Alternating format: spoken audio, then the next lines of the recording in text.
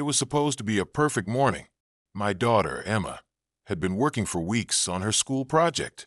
She's a bright, beautiful 10-year-old, but she happens to have a disability. Emma's condition doesn't define her. It only makes her stronger. Despite some challenges, she's been thriving in a supportive environment with a wonderful school that understands her needs.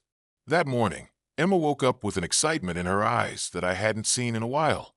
She had finished her project, a presentation about marine life. She loved sea creatures and had poured her heart into it.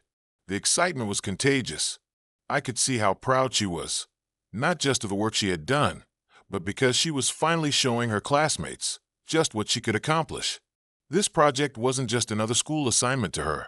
It was an opportunity to shine, to be recognized, and to prove that she could stand side by side with the other kids, capable of doing amazing things, just like everyone else. We took our time getting ready for school, double-checking her project materials, her poster, her handmade sea animal models, and her report.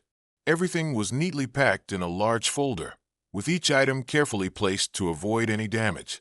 I made sure she was dressed in her favorite outfit, the one she felt most confident in, a pink sweater and jeans that fit just right. It was a small thing, but I knew how much it meant to her. Emma had struggled with confidence in the past, and today was a day for her to feel proud, to walk into that classroom with her head held high. As we left for school, she held the project close to her chest, whispering to me, "I can't wait for everyone to see it." Her words filled my heart with warmth, and I reassured her, "They're going to love it, sweetheart." The drive to school was uneventful, with Emma chatting excitedly about how she had practiced her presentation the night before. "I think I'm ready, Mom. I'm going to tell them about the dolphins and how they communicate," she said, her voice brimming with enthusiasm. She even threw in a few facts she had learned about octopuses, which made me smile. I couldn't help but think how lucky I was to have such a bright, passionate little girl. When we arrived at the school, I gave her a tight hug and reminded her that I would be waiting for her when the school day ended. She waved me off, her eyes sparkling with excitement, as she headed into the building with her project in tow. I watched her disappear through the doors, feeling a sense of pride. Today was going to be one of those days she would remember forever. However, little did we know, this school day would quickly take a turn from one of celebration to something deeply painful. What should have been a proud moment turned into a situation I never saw coming, one that I would struggle to make sense of for days. By the time I picked her up from school, I noticed something was off. Emma's usual bounce in her step was gone, replaced by a quiet, withdrawn demeanor. Her head was down, and she wasn't speaking as much as usual.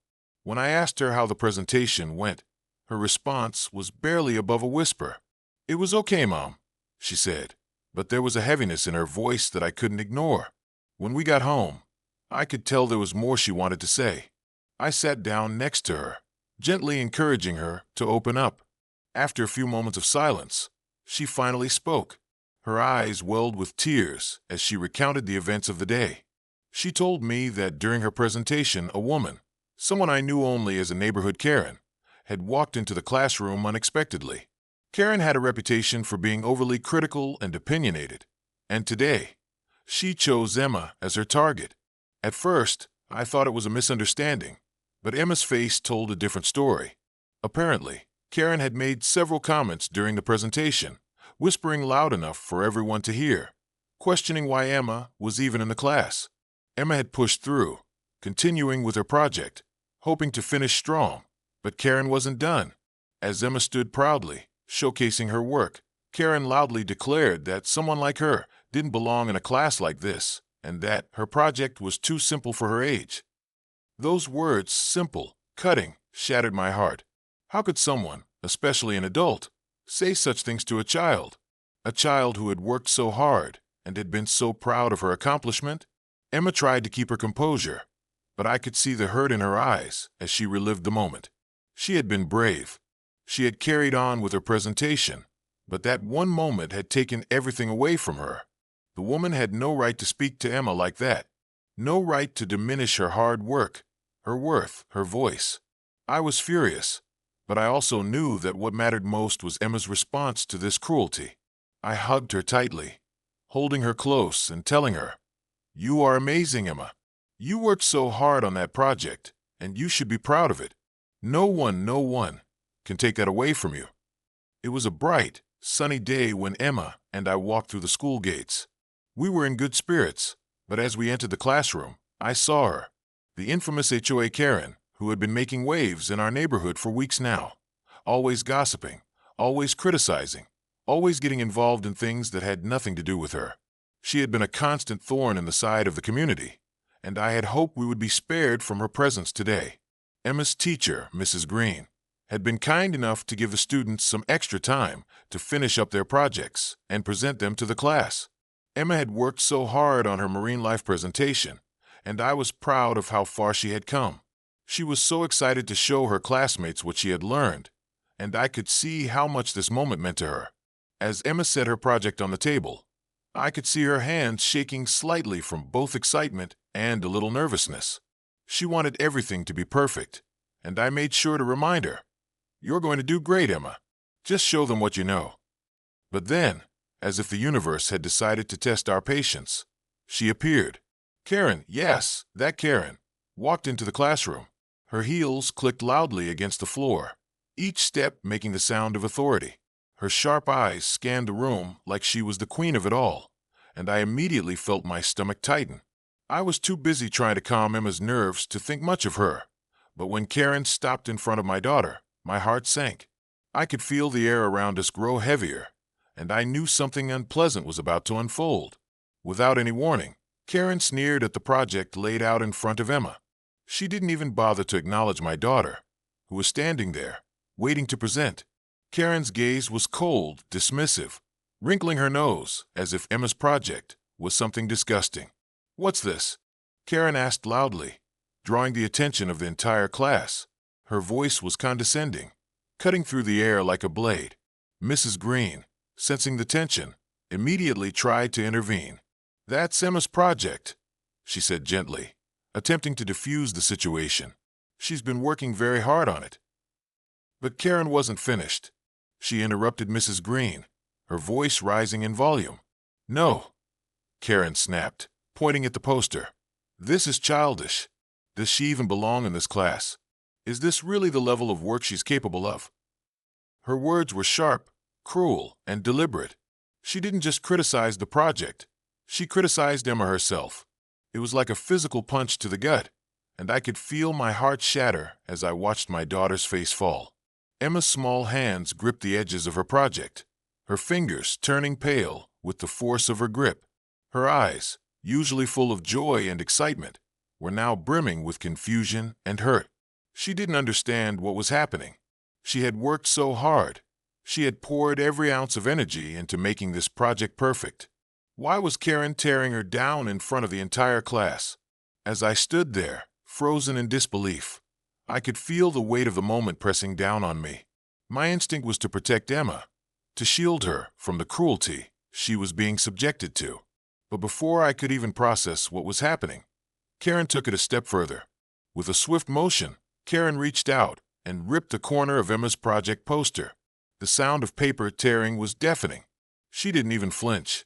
She just looked down at the damaged poster with a sneer, as if she had just done something righteous. "See?" she said, as if the world should be nodding in agreement with her.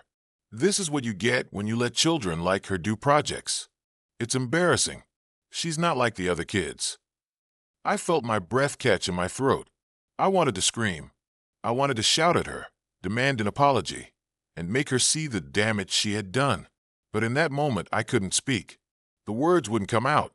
I looked at Emma, who was now visibly shaking. Her small body trembled as she tried to hold back tears, her eyes wide with shock. She had never been treated this way before. I could see the pain in her face, and it broke me to see my strong, determined daughter so vulnerable. Emma tried to speak, but her voice was barely a whisper. "I worked so hard on this," she murmured, her words trailing off. Karen, as if her words weren't enough, moved to leave. She didn't offer an apology, nor did she express any remorse. She just walked away, leaving my daughter standing there, devastated and confused. Mrs. Green quickly moved to Emma's side, her face filled with sympathy and concern. "Emma, it's okay," she said softly, gently pulling her into a hug. Don't let her words get to you. What you've done here is incredible, and I'm so proud of you. But the damage had already been done. It wasn't just about the project anymore, it was about the way Emma had been treated, the way Karen had tried to tear her down without reason. I wanted to go after Karen, to confront her about her behavior, but what I realized in that moment was that it wasn't about winning some argument. It was about making sure Emma knew that Karen's words did not define her. As we walked home that day, I kept telling Emma how proud I was of her. And though her confidence had been shaken, I knew she was strong enough to rise above this.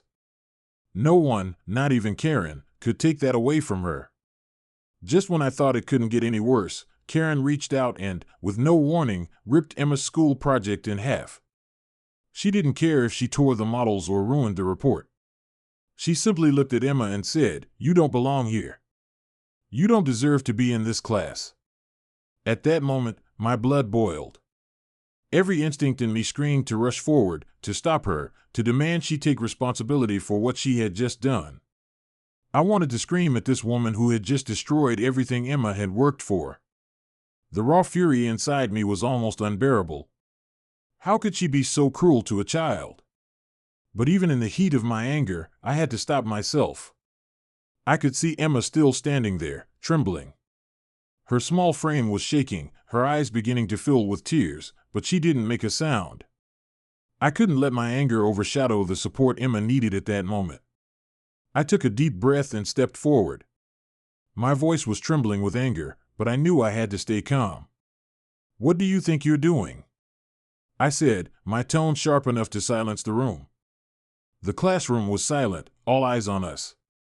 The other students were unsure of how to react, clearly taken aback by Karen's harshness. Mrs. Green, Emma's teacher, stepped in, trying to keep the peace. "Karen, that's enough," Mrs. Green said firmly, trying to shield Emma from further harm. But Karen didn't stop. She turned to me with a smirk, her eyes filled with disdain. "I'm just speaking the truth," she sneered, her voice dripping with venom. "She's not like the other kids. You're not going to make her fit in by giving her special treatment." I was speechless. Karen's words were like a slap to the face. It wasn't just about the project anymore, it was about her cruel judgment of Emma, her outright denial of Emma's worth. This wasn't about a project, this was about her attempt to strip my daughter of her dignity, to make her feel less than. The room went quiet. No one moved. Mrs. Green tried again to intervene, but Karen wasn't having it. She turned her back on me, her heels clicking as she walked away. But not before giving Emma one last, venomous look. "You don't belong in here, sweetheart," she said, her words dripping with malice. I could see the hurt in Emma's eyes. I could see her trying to hold it together, trying to push through the pain. But my heart shattered for her. I wanted to pull her into my arms, to shield her from all the cruelty that had just been thrust upon her. I could feel the weight of those words pressing down on my daughter's spirit, and it made me angry. I wanted to fight for her. But before I could say anything more, Emma, the brave little soul that she is, didn't cry. She didn't shrink away. Instead, she turned to me, her eyes glistening with unshed tears, but there was something else in them too, something strong, something defiant. She wiped her eyes and whispered, "It's okay, Mom. I know I belong here." Her voice was small, but it carried with it more strength than Karen could ever understand. I bent down and hugged Emma tightly. "You do belong here, baby. You belong everywhere," I said, my voice full of emotion. In that moment, I realized something incredible. My daughter, in her quiet way, had already won. It wasn't about the project anymore, it was about her strength, her resilience. Emma didn't need to prove anything to Karen. She didn't need to prove anything to anyone.